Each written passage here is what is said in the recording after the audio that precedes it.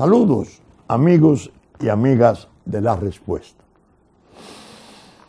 La semana ha sido interesante, especialmente el 26, fecha natalicia del fundador de la República, Juan Pablo Duarte.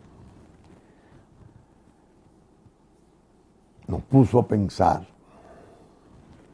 nos puso a meditar acerca de los peligros, de las vicisitudes y de las cruciales circunstancias que se le han impuesto al país en el presente.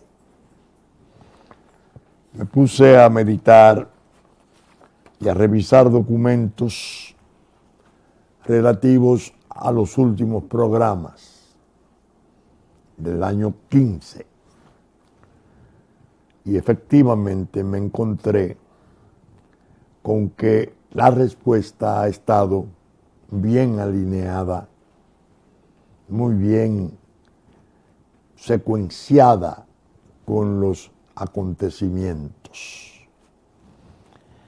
Pero me preguntaba, de todos estos aspectos tan complejos, pero que se han ido desnudando y ya parecen brutalmente simples y comprensibles, ¿cuáles son los aspectos esenciales que yo he tratado?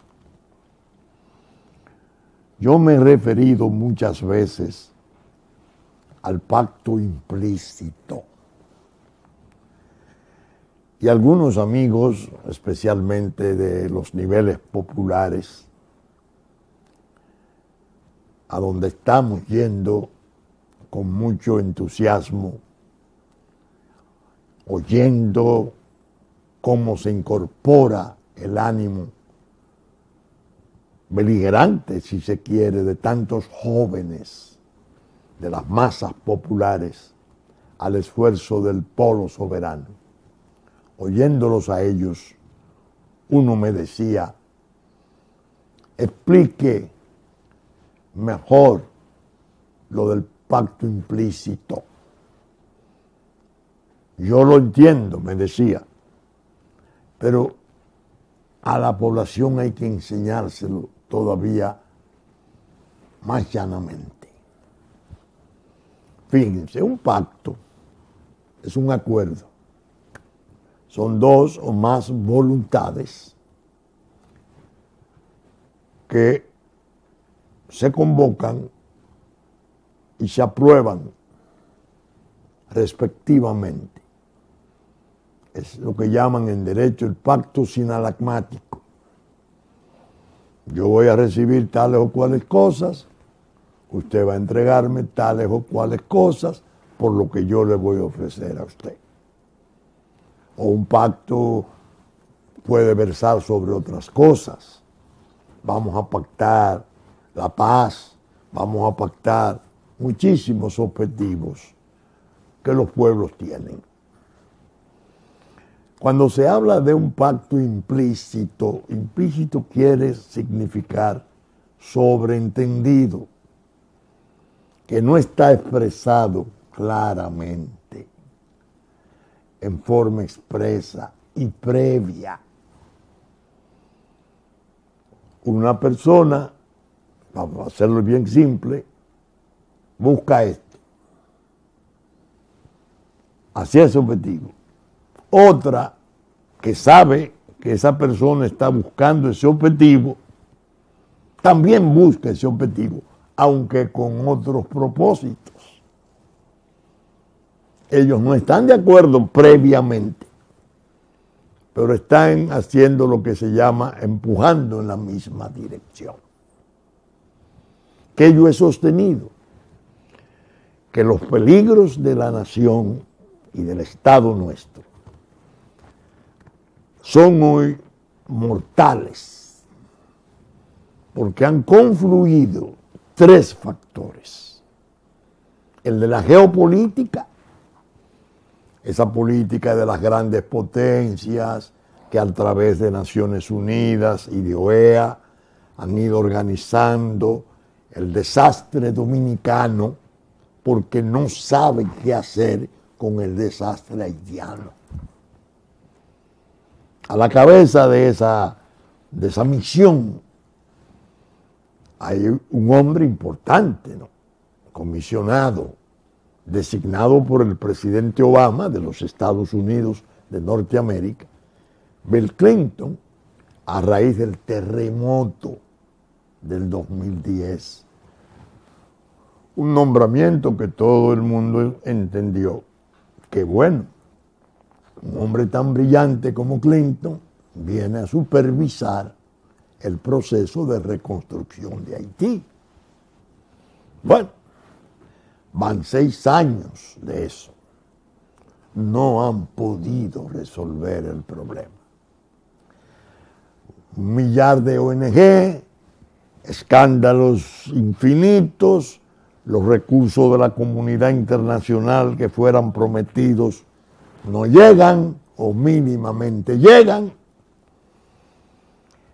Un caos, no hay instituciones funcionales, el Congreso pasa un año y más meses sin reunirse, la presidencia, las elecciones son una burla, y ahora estamos para el 7 de febrero expuestos a un desastre, a un colapso, a un vacío de poder, y un presidente Martelly que acaba de decir, hoy, cuando se graba este programa, aparece en la prensa, si no buscan una solución de algo transitorio, yo no entrego el poder, porque yo no voy a dejar que mi país caiga en un caos. Oiga eso, caiga en un caos.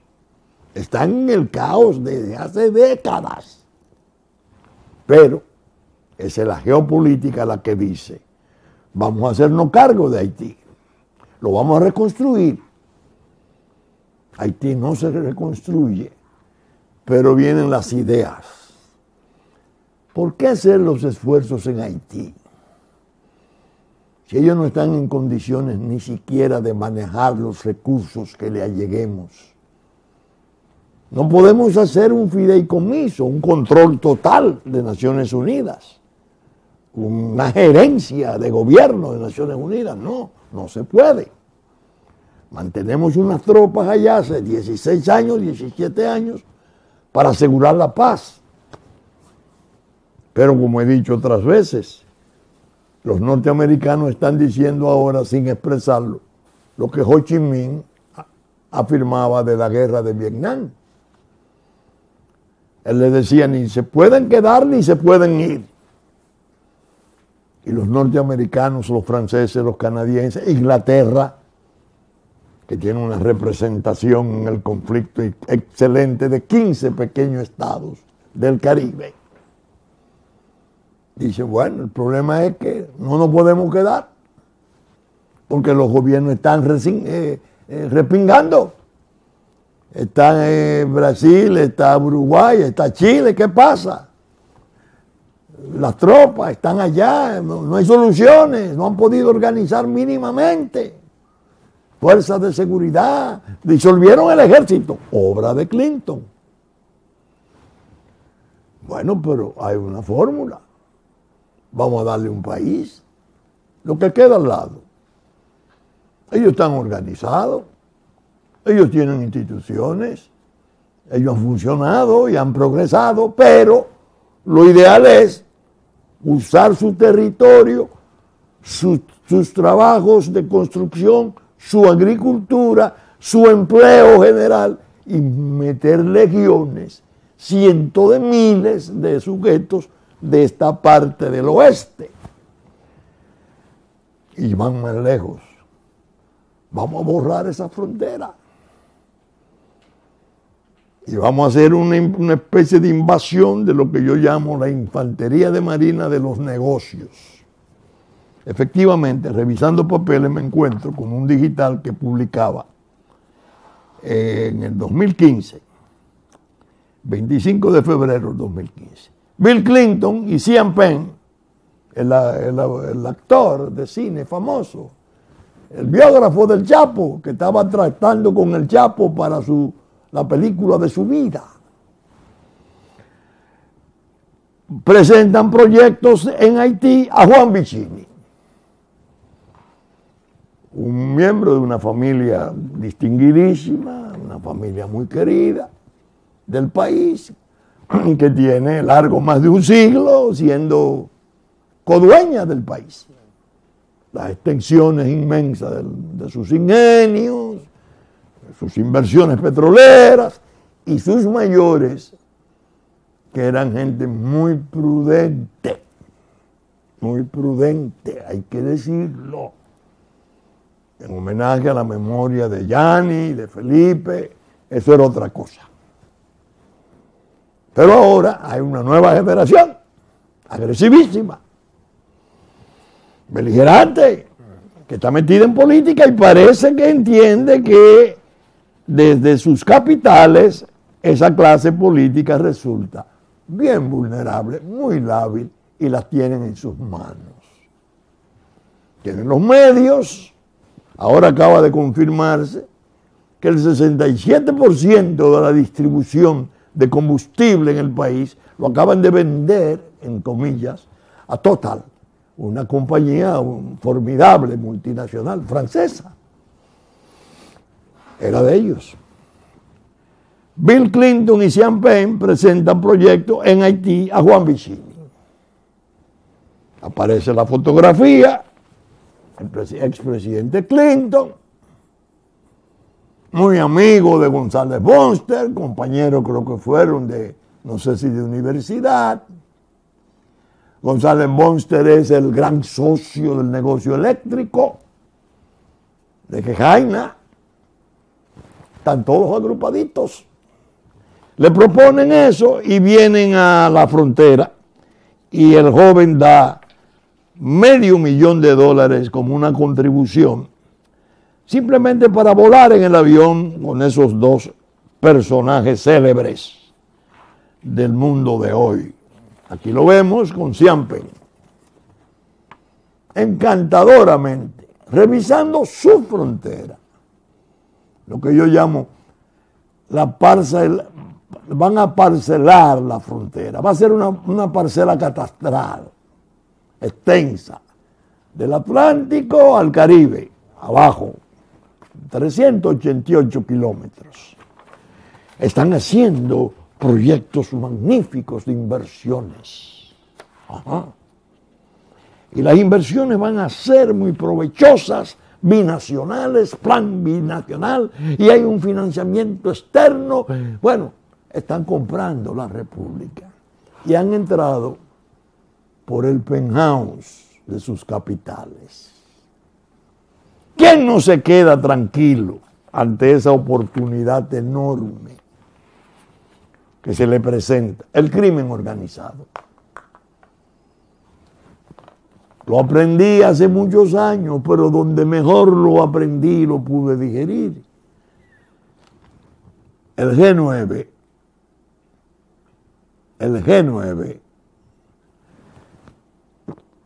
de las mafias en el mundo, de Jean-François Gairaud, un autor francés que fuera durante 11 o más años jefe de la inteligencia criminal de Francia. El narco está en Haití desde hace décadas, desde el tiempo de Duvalier. Es un narcoestado consagrado.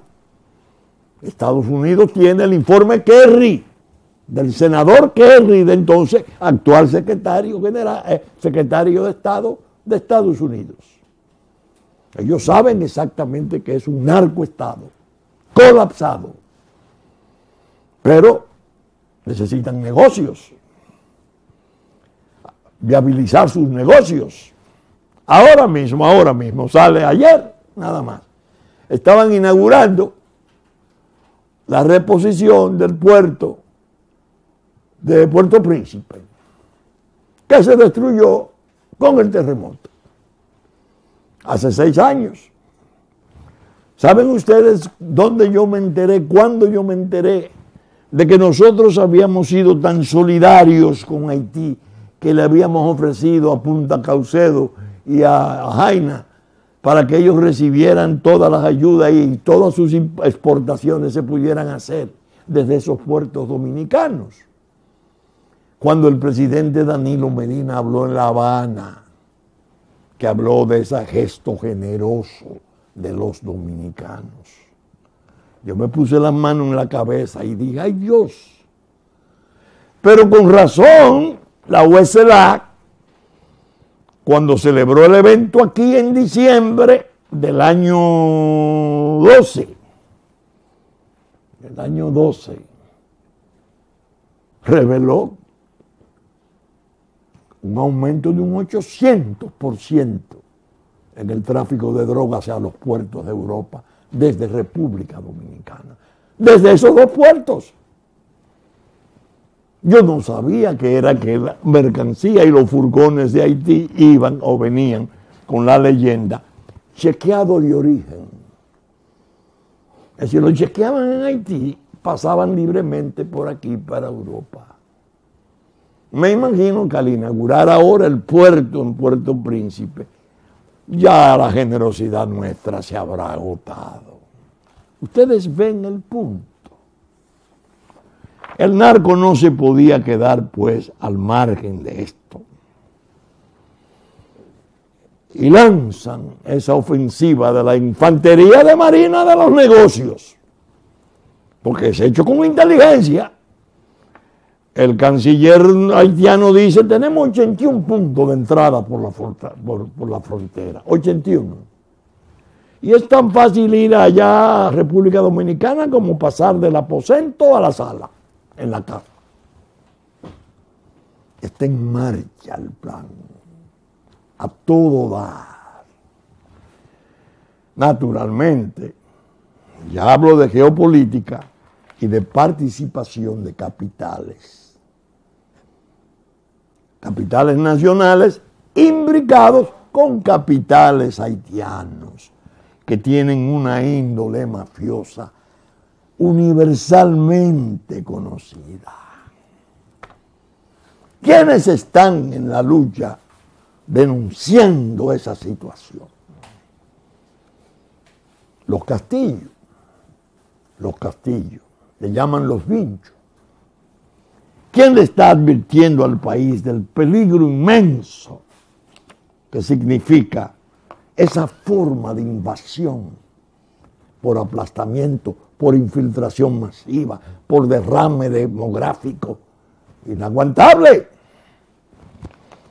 Que decía el expresidente de Colombia, don Álvaro Uribe, y así apareció en la prensa, que no era posible mantener a la República Dominicana dentro de esa desgraciada situación de una presencia de ilegales inmanejable, dotados de seguridad de no deportación, con un gobierno que le ha rendido pleitesía genuflexa a los propósitos del extranjero y viola su constitución y no deporta al ilegal. Y a este le basta decir, yo nací aquí para abolir la constitución dominicana.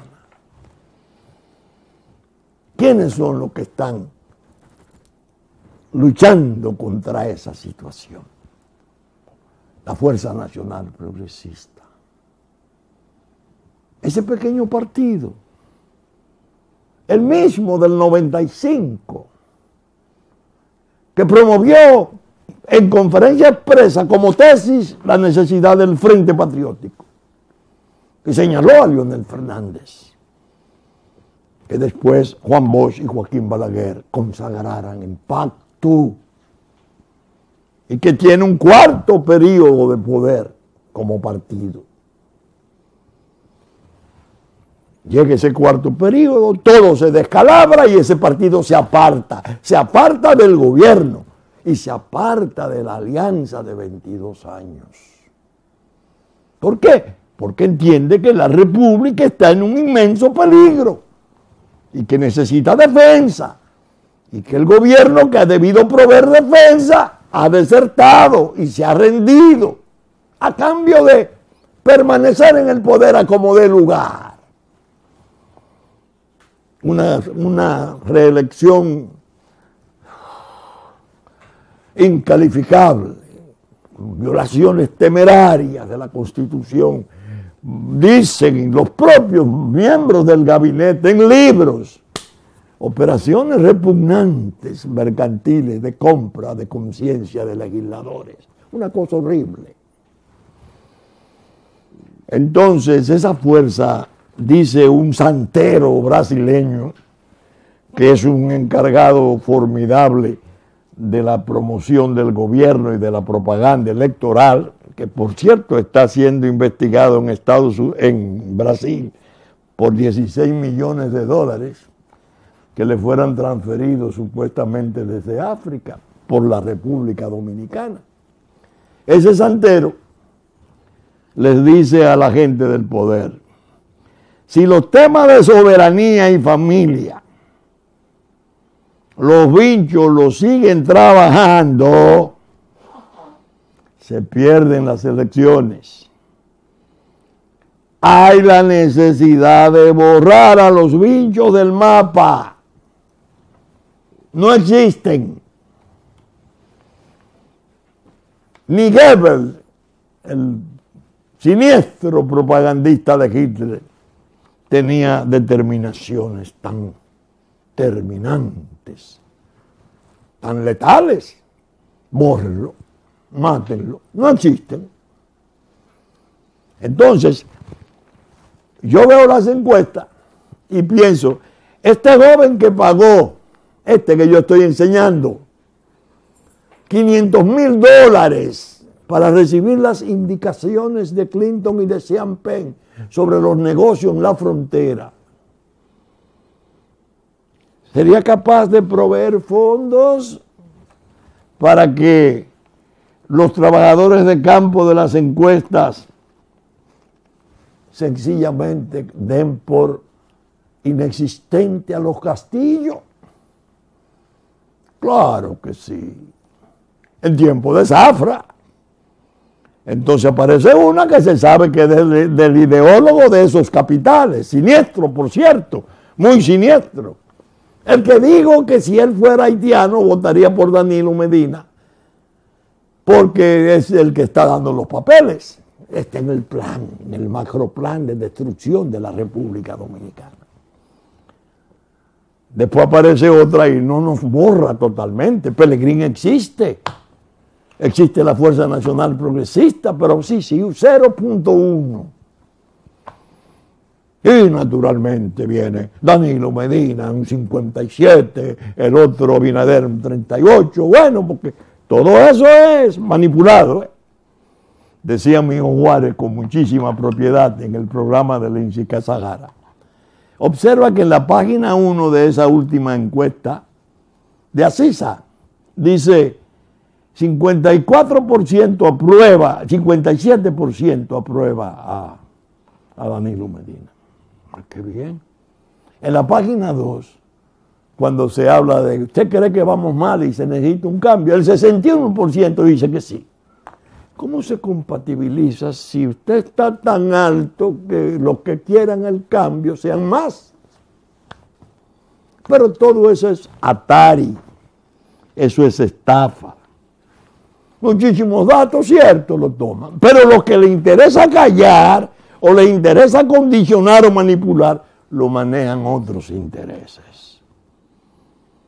Ahora bien, cuando yo hablo de la geopolítica, el narcotráfico internacional, confluyendo en un pacto implícito hacia República Dominicana, buscando más territorio, 5 aeropuertos internacionales, puertos de gran calado, porque necesita más espacio para sus negocios. Con la complicidad, más que con la complicidad, con la tolerancia de coautoría del gobierno. Yo me pongo a leer cosas que he tratado y digo, ¡ay Dios! Déjame repetirle al país esto para que entienda algunas de las cosas que están pasando en el vecindario. En esta obra de Jean-François Gaillot, el G9 de las mafias del mundo, en la página 21, en su introducción, se lee esto. Esta ceguera ante el fenómeno delictivo llega a ser culpable cuando se sabe que el crimen organizado ya es uno de los protagonistas más importantes de los auténticos conflictos modernos. Y no se trata de conflictos militares, sino civiles, es decir, criminales.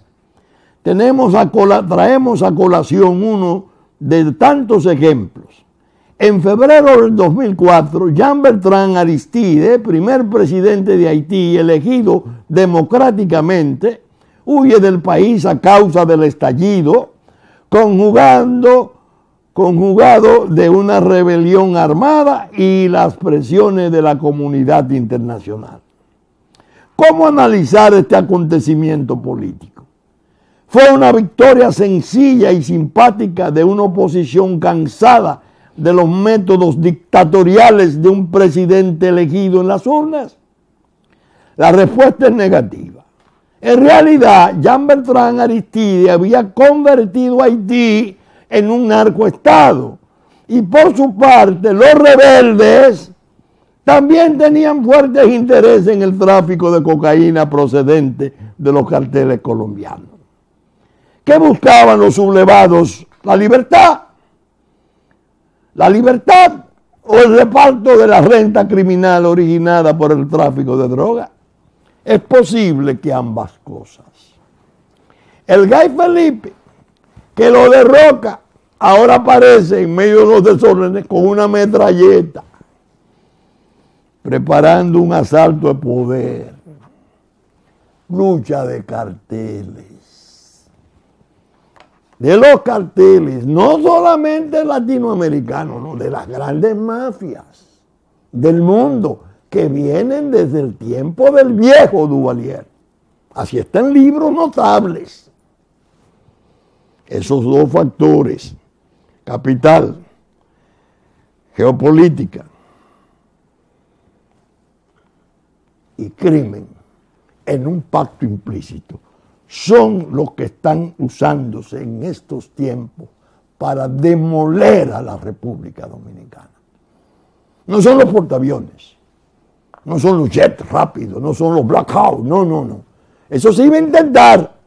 Consiguieron con el gobierno un pacto militar, secreto, silente.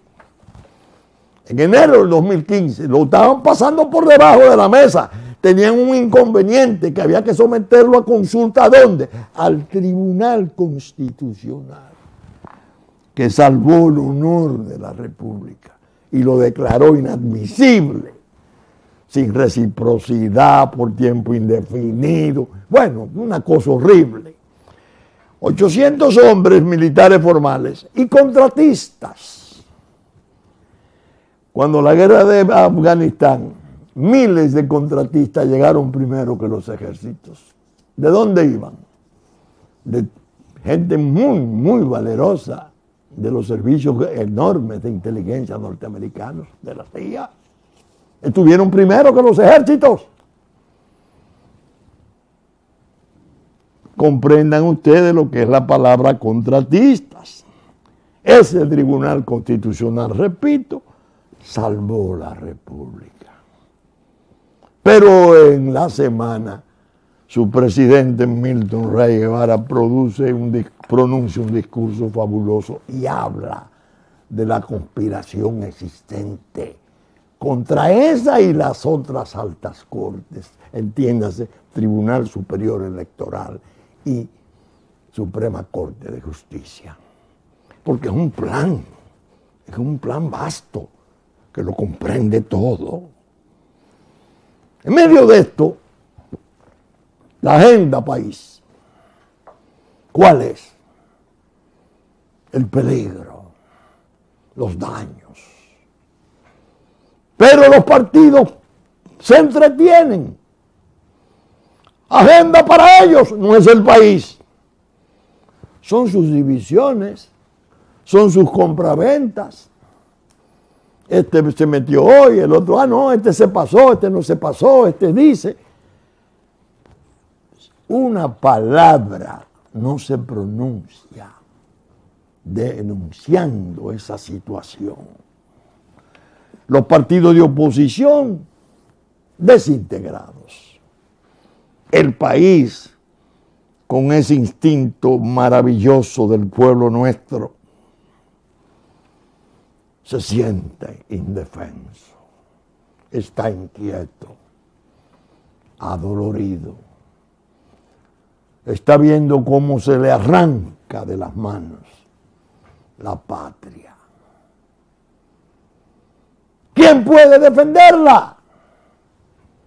Nosotros en la Fuerza Nacional Progresista dijimos desde que nos fundamos en el 80, solo seremos una fuerza de testimonio y eventualmente una fuerza de relevo. Y así lo hicimos. No hicimos el relevo personal que mucha gente entendió. Una vez desaparecidos los grandes líderes seremos nosotros. No. Sugerimos quién podía ser. Leonel Fernández. 3 periodos. Ahora nos toca convocar de nuevo. ¿Qué decimos? Tenemos el candidato mejor, el más preparado, el de cualidades sencillamente excepcionales. La bonomía, la decencia, la honradez, la humildad, el concepto que tiene de la vida, los valores que maneja, sus creencias, el mejor candidato. Pero somos conscientes de que acabamos de separarnos de una alianza de 22 años y no tenemos la estructura organizativa para poder hacer una lucha política en base a nuestro candidato, que es el más valioso, es el mejor dotado. Y ustedes habrán de verlo o saber de él en los debates, si es que ya no lo conocen por su paso por la Cámara de Diputados durante 20 años, produciéndole al país beneficios inmensos con leyes de vanguardia,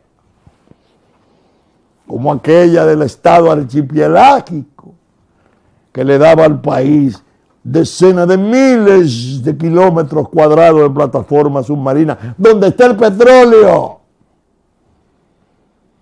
Que Inglaterra está bravita porque saben lo que hay en la parte nuestra, en Caico. Ese es el candidato nuestro. Pero dijimos con mucha modestia, lo que hay que hacer es convocar a un pueblo soberano, las fuerzas sociales y políticas necesarias. De ahí tienen que salir las legiones de defensores del país. ¿Qué ha pasado? Que las iglesias cristianas están por encima y más allá del presentimiento de los políticos, que como yo hablamos de esos peligros, ellos saben mejor que nosotros cuál es la magnitud de la destrucción que se propone. Y entonces se movilizan y comienzan a proveer al polo soberano material humano de primera clase. Gente muy comprometida en principios, valores cristianos.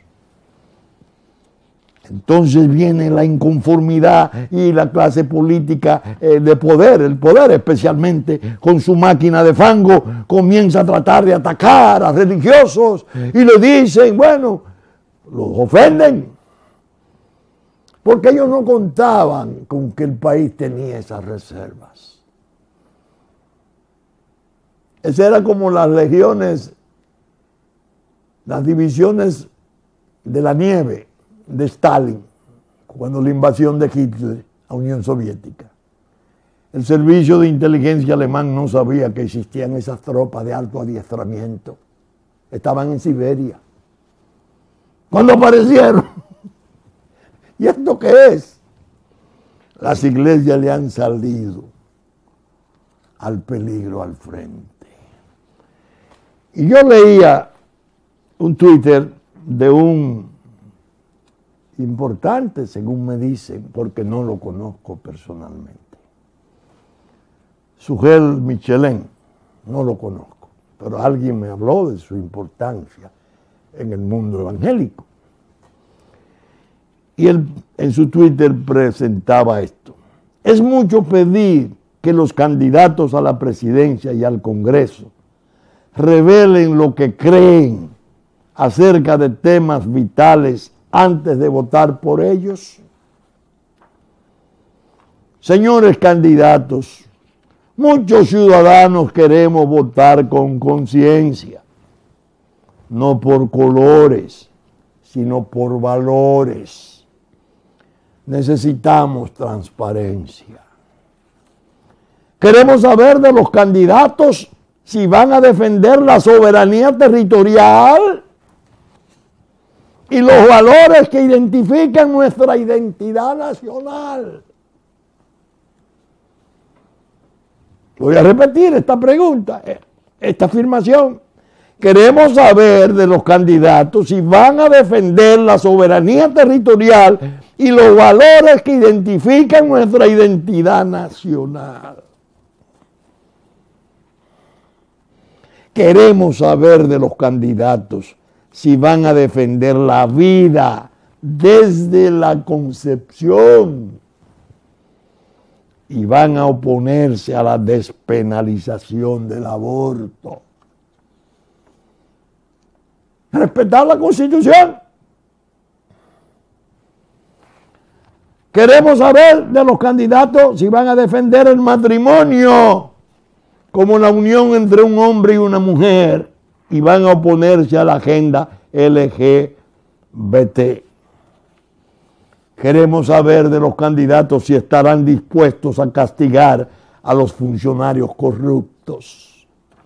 Queremos saber de nuestros candidatos si van a defender el derecho de los padres de educar a sus hijos conforme a sus propios valores. Queremos saber de los candidatos si van a defender la libertad de expresión y de conciencia.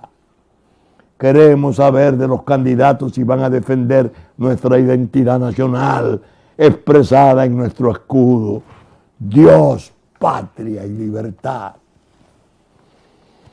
Ya Ezequiel Molina, en la batalla de la fe, hacía una exégesis, un examen riguroso de ese lema y cómo estuvo en el pensamiento primario y trascendental de Duarte: Dios, Dios por encima de todas las cosas.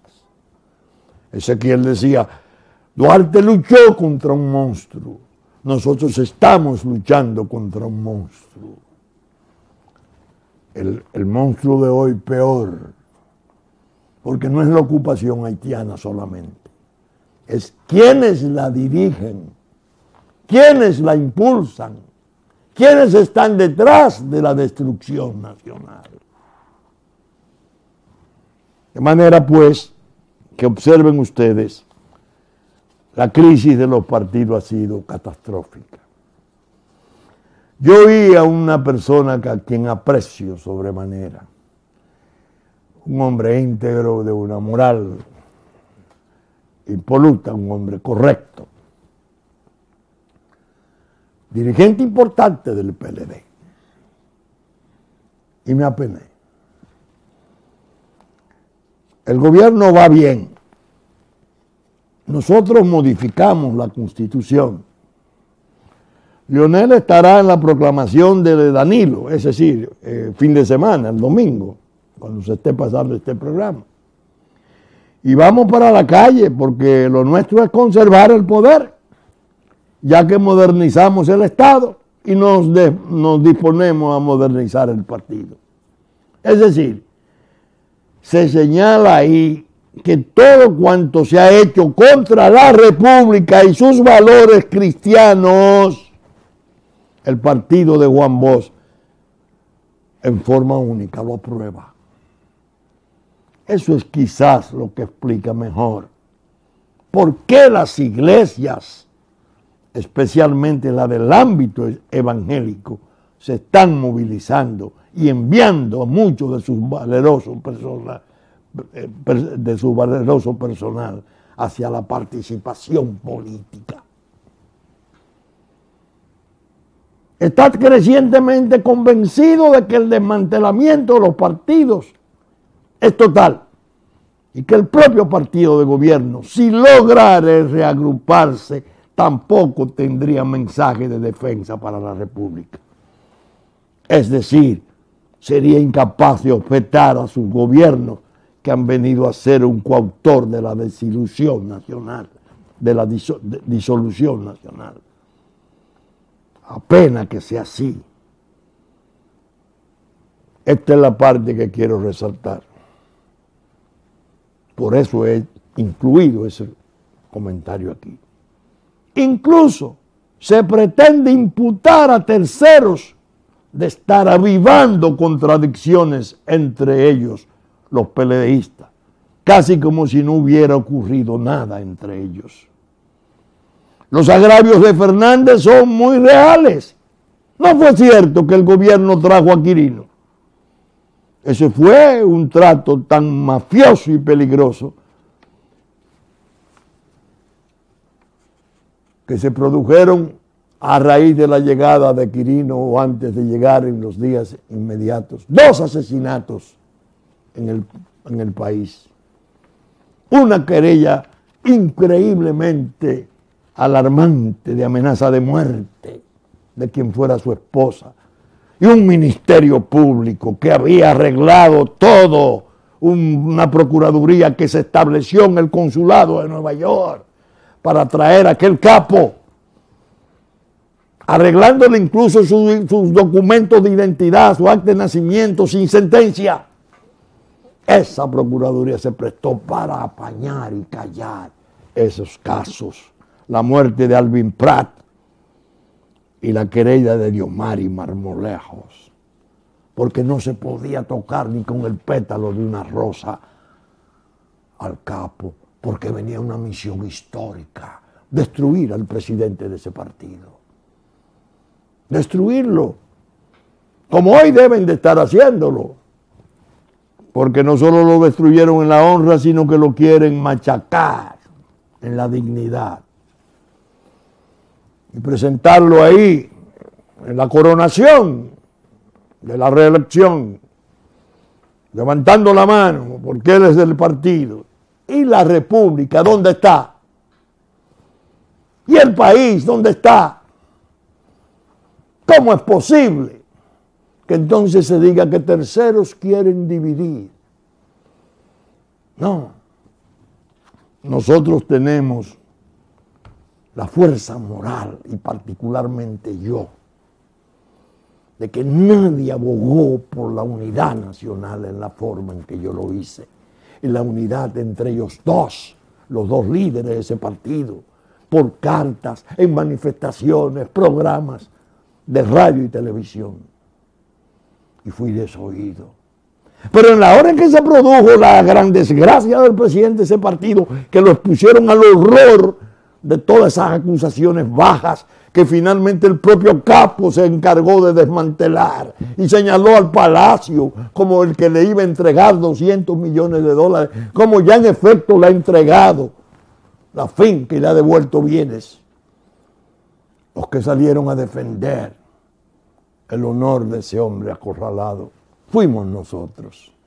De ese comité político no se oyó una palabra de defensa para el presidente de ese partido. De manera que no somos terceros, insidiosos. ¿A qué le temen? A que Juan Bosch sembró, como siempre ocurre, en los mejores corazones de los partidos, en la gente fiel a ideales, en los que no han desertado de su pensamiento. Y le temen a que ese PLDismo herido en la forma en que lo fuera, desconsiderado en la forma que lo fuera, nos llegue a ver a nosotros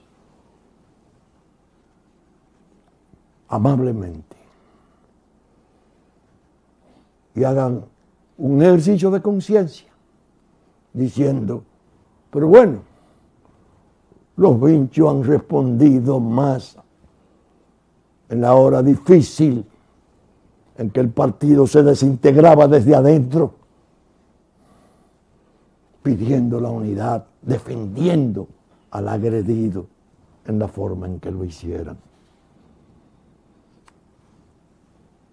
Óigame, pacto implícito al principio está ahí, en curso, probado ya documentalmente, se puede ver cada día cómo se va desarrollando. Resistencia del pueblo se está organizando. El pueblo sobre la marcha está atento. Nosotros nos reímos de las encuestas porque nunca habíamos tenido un tiempo, nunca, en 35 años, donde la aceptación del público fuera tan agradable, tan masiva. Yo he recibido, y lo agradezco, distinciones importantes del Partido de la Liberación Dominicana. Fui su candidato a senador en el 94. Los aplausos más estruendosos después del de su líder se le daban a Vincho Castillo en todas las manifestaciones. Es verdad, pero la gran masa PLDista, la que formó Juan Bosch, no lo que se haya podido agregar como escoria y los sectores externos que están en sus negocios, sabe de la honradez y de la idoneidad de nuestras posiciones. Hasta aquí tenemos una determinación muy seria, y yo en mi conferencia La Nación y los partidos, 20 años después, un testimonio, lo explicaba. Leonel Fernández ha tenido una actuación interesante. Fue a OEA, criticó la sentencia, ha hecho algunas manifestaciones. No es verdad que tenemos apatridia, muy bien, artículos muy conceptuosos, es verdad, pero necesita definición más categórica, más desafiante, porque él no es líder de su partido. Él tiene vastas capas de la población que le siguen, que no son de su partido. Pero sobre todo, su país espera de sus mejores hombres, de los mejor dotados, de los que tienen las relaciones internacionales para poderle defender en forma más eficiente, que den un paso al frente. Bien, pero al cerrar el programa, yo vi solo a la ligera, porque no pude leerlo en profundidad, las declaraciones del señor Procurador General de la República, creo que fue en la Cámara Americana de Comercio, me parece, sobre que se estaba estableciendo una estructura judicial bajo control del crimen organizado. Me imagino que él habrá dicho, nosotros hemos resuelto ese problema. Eso es puro cinismo. La manifestación más depravada y peligrosa que se ha dado de un gobierno tratando con el crimen organizado fue la de su Procuraduría, trayendo a Quirino Ernesto Paulino en las condiciones que lo trajeron y con los objetivos que lo trajeron. Ahora se nos dice, tengan cuidado, ojo al Cristo. ¿Qué pasa? Están juzgando en Boston a otro capo y ya hay viajes de aquí para Boston. Parece que entrevista con quién, con Ezequiel Rodríguez de la Cruz, el nuevo amanecer de papá. Y andarán buscando datos. ¿Contra quién? ¿Contra quién? Cuando aparecían las pancartas en su extradición, cuando aparecía diciendo que no renunciaba a su proyecto de Hipólito Mejía. ¿A quién era que se señalaba como más cercano a él? Son capaces de intentar una nueva bajeza. Porque ese es el comportamiento mafioso. Que desgraciadamente esa autoridad que aspira a venderse como una especie de salvador de la integridad moral del aparato judicial que lo liberó del crimen organizado, fue la que tuvo el trato peor. El mal ejemplo peor lo dieron ellos. Y tendré que hablar luego de la muerte del viceministro de Minas y de su hijo, y cómo se apañó, y cómo se silenciaron las cosas, y todo cuanto se sabe de eso, y el trasfondo terrible de esa ejecución repugnante de un alto funcionario de la nación con su hijo sacado de su lecho. ¿Y cuál fue el comportamiento de ese ministerio público? De manera que, como ustedes me oyeron decir al principio, la semana estuvo interesante. En medio de la campaña, yo he aprendido que lo más aconsejable es pensar, reflexionar, dedicarse a sopesar cosas que han ocurrido, examinar documentos, posiciones, porque el país necesita orientación. Y la orientación para el combate que el país tiene que librar, la tenemos que ofrecer a aquellos que estamos más inmersos, más metidos en la pelea, que conocemos los entresijos de todo ese desastre del sistema de partidos políticos y de toda esa vergüenza que le estamos ofreciendo al mundo, dejando a nuestro pueblo a merced del desprecio del mundo, del desdén de la humanidad, como pueblo inservible, xenófobo, persecutorio, siendo todo lo contrario, un pueblo sacrificado y generoso como el nuestro.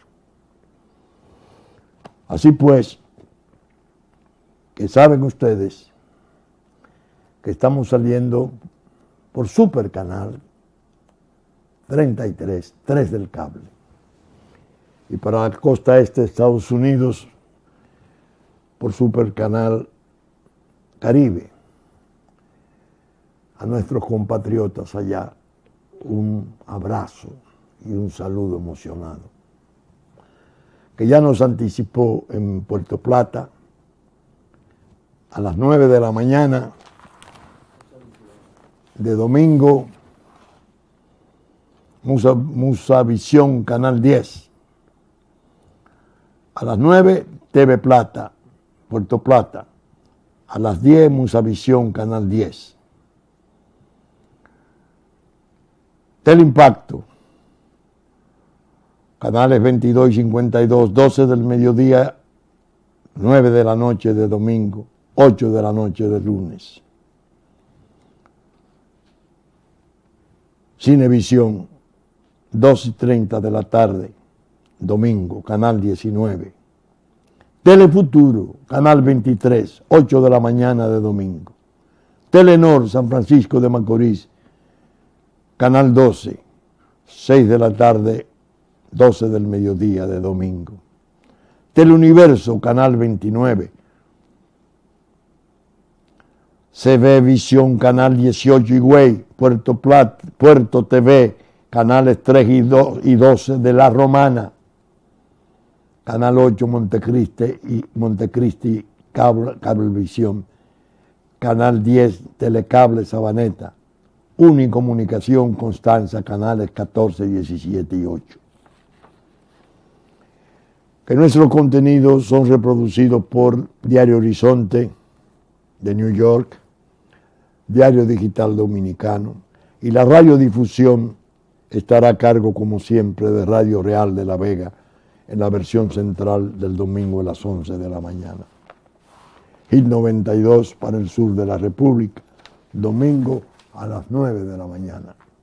Con la gracia de Dios esperamos estar con ustedes el próximo domingo en la entrega de una nueva respuesta. Muchas gracias y hasta entonces.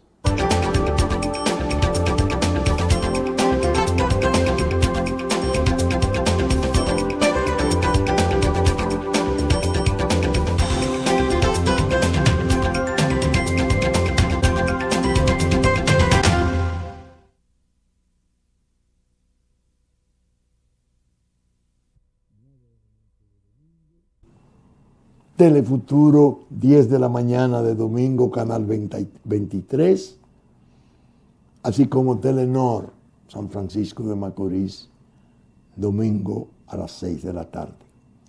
Diario Horizonte de Nueva York, Diario Digital Dominicano, son los que se encargan de subir nuestros contenidos a página.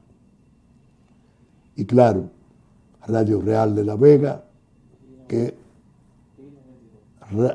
radiodifunde los domingos a las 11, invariablemente nuestro programa, como Hit 92, que es la recién llegada con su apoyo generoso para el Distrito Nacional. Con la gracia de Dios esperamos estar con ustedes en una nueva entrega el próximo domingo de su respuesta. Muchas gracias y hasta entonces.